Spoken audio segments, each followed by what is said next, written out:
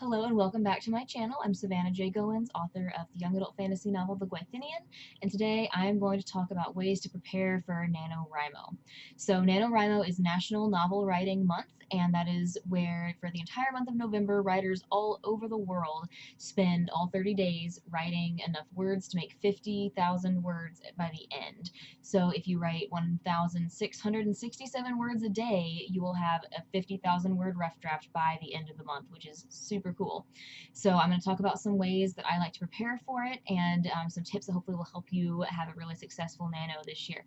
First of all, though, some people really hate NaNoWriMo because they think that NaNoWriMo is encouraging a bunch of people to push out a bunch of crappy, low quality words as fast as they can. And, why would you want people to do that when they could be slowly producing better words? So the thing is, I see their point, but I disagree with that because the thing is, you're not going to start out writing all the perfect words at first. Writing is an art that takes a lot of time and practice and experience to get good at, and you don't get experience by being perfect the first time. You get experience by just going out there and doing the best you can and figuring out how to do better next time. And they say you can edit a bunch of crappy words a lot more easily than a blank page, and I just love that. And that's just such a great idea. No matter how crappy your first draft is, you have a first draft to edit and make better, which is way more than you had at first when you just had a blank page. So I am in full support of NaNoWriMo. I love doing it. This will be my third year, and I wish I would have found out about it sooner so I could have been doing it for longer, but I will probably be doing it for many years to come.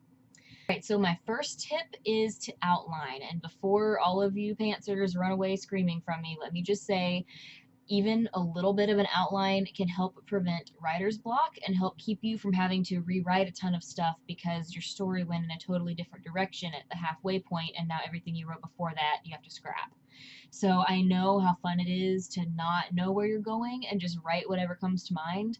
And there's certainly room for that, but if you are able to plan even just a little bit, it can save you a lot of time and frustration. I mean, do you ever get writer's block?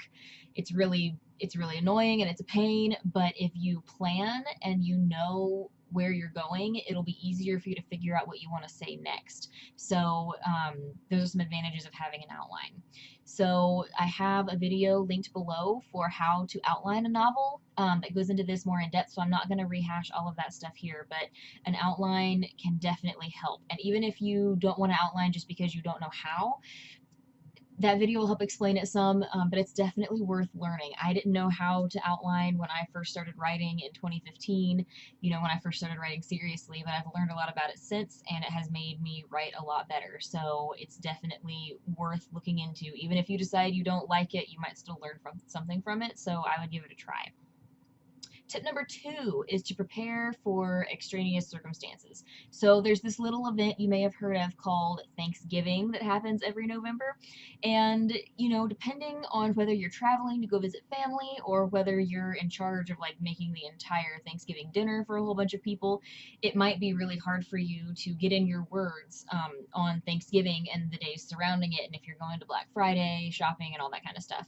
So because of that, if you already know a couple of days out of November, or even a week's worth of days, however many days it is out of November that you are not going to be able to write, or that you just aren't likely to be able to write, go ahead and subtract that from the 30 days and then divide 50,000 words by whatever your actual number of days is instead of the 30. And it's going to make it be higher than the 1667, but that way you'll know that, in order to finish on time, you're going to need to aim for 2,000 words or 2,200 words or whatever it is.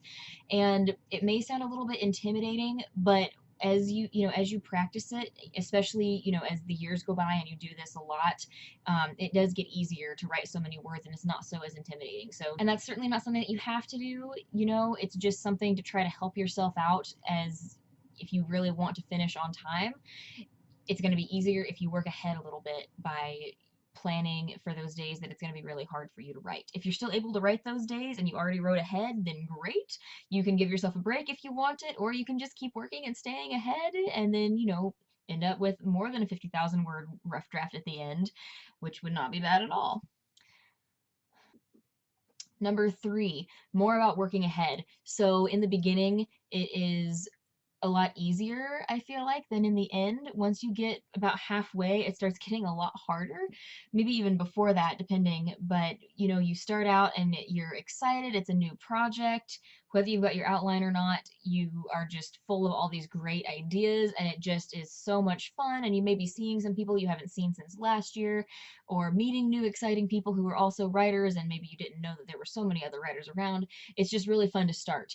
And then as you go, even if you have an outline, you may have run into a couple of you may run into a plot hole or a really difficult scene that you just can't figure out how to get right, even though you are just trying to draft it and not make it perfect or anything, even though you're just trying to get it out. It's just easy to get stuck kind of around that halfway point, even if you do have an outline. It's definitely easier if you have an outline, and you're less likely to have this problem. But in any case, however you decide to go, pantser, planter, plotter, whatever you are, it does tend to get a little bit harder around the halfway point. And you know, as you get closer to Thanksgiving, there's also those days that are potentially going to be harder for you to write. So in the beginning, if you are able to work ahead as you have kind of that new project high, if you can do, you know, 2,000 words or 3,000 words a day instead of the 1667, that's going to help you out when you get to a point where you are just stuck and 100 words is all that you can manage, and you know, you sat there for 2 hours trying to get out that 100 words and you deleted things and it was just a horrible nightmare. If you've worked ahead a little bit before that happens, you don't have to worry about falling behind so quickly. So I definitely recommend, you know, as you have that excitement on a new project, just use that feeling like doing it. You know, I talk a lot about write when you don't feel like it, because if you're going to make writing a career, you've got to write even when you're not feeling inspired. But whenever you are feeling inspired, use that. Stay up all night if the inspiration lasts all night. You know, pull an all-nighter, you'll survive. Whatever you need to do, if you're just inspired and having so much fun with it, that's a big reason of why we write, because we enjoy it. I mean, there's times when we don't enjoy it, but whenever there's a chance for you to enjoy it, and you're more likely to enjoy it at the beginning of a project than at the end when it's getting more difficult, you know, whatever chance you have to enjoy it, just enjoy it. It's just fun. You know, as you're on a roll, starting out and everything, just enjoy it as much as you can. And if that means writing extra words and getting ahead, great. Okay, so number four is finding ways to get involved online. So if you're one of those people who shrinks away from the word involved because it sounds like you're going to be expected to do things you don't have time to do, don't worry. I'm not talking about doing any extra projects or anything. I'm just saying there is an incredible writer community online that I actually didn't know about until NaNoWriMo in 2016. I think that was when I discovered it. And it's just amazing. I have found so many great friends through Instagram from writer hashtags and stuff. It's just amazing. So, um, if you are like I was when I first started writing and you didn't know anybody else who wrote, and you didn't have anybody else you could relate to about writing who was interested in it with you, go online, look up hashtag NaNoWriMo 2018, look up hashtag am writing, you know, find some other people who are writing, and you know, follow them and start interacting with their content, have a conversation. It's so fun to meet people who have the same interest as you, especially if people are writing in the same genre as you or for the same age group. It's just so much fun, so I definitely recommend that. And then once you do hit that point where things are a little bit harder and you're feeling discouraged, maybe you have fallen behind, maybe you're just stuck in some point you just can't get out of, having some online writer friends, you know, they can encourage you. You can make a post about how you're doing good for a few days and now you've fallen behind and it stinks, but you're still trying. You know, people will come and, you know, comment on that and say such encouraging things. It's just so great. It really means a lot to me to have access to that kind of encouragement. And I also enjoy encouraging people in that too. So it's just really, really awesome to find other writers online. I definitely recommend it. I definitely recommend going, you know, if you're not already in a writing community, just go right now and start finding some people to be friends with online who are also writers, because it's just fantastic.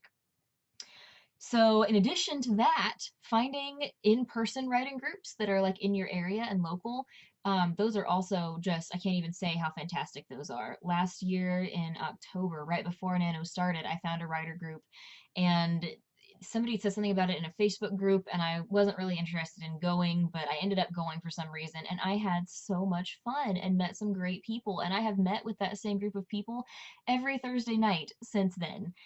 And they're just my favorite people. And I plan part of my schedule in life around meeting with them on Thursdays because I just love it so much. It's so much fun. And we don't actually critique each other's work.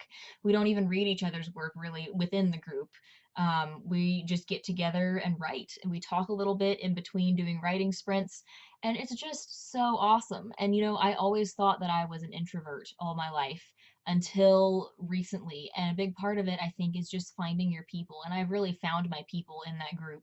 And I'm maybe still somewhat of an introvert, but I'm much more of an extrovert than I ever thought that I was. And it's just awesome. So you should definitely find some writer groups, even if there's no writer groups in your area that meet like year round like ours does. If you get on the Nano website, you'll be able to find your Nano representatives, like regional representatives for your area. And usually those people are, planning some events at least once a week. My local Nano person plans an event every single day in November, with some bigger events, once a week. But it's really great. And I obviously can't make all of them, but I go to as many as I can because it's so much fun. And, they say writing is really solitary, and it really can be, but it doesn't have to be. There's a lot of writing by yourself as you need to, but writing with people is so much fun. I definitely recommend it. Even if you think that you're completely introverted and would hate it, give it a try because I did and it was awesome. And there's just nothing like the encouragement of other people, whether online or in person, who have the same interest as you and want you to succeed. And it's just great. So, Nano is awesome for so many reasons. I definitely recommend participating in it. I hope that these tips will help you. If you have any other questions, please ask them in the comments below. I'll be happy to answer them for you. Um, if you found this video helpful, please give it a big thumbs up. And if you'd like to see more of my writing tips, please hit subscribe. And to see my videos as soon as I post, you can hit the bell icon and that will send you a notification. So good luck making words happen, and I will see you guys next time. Bye.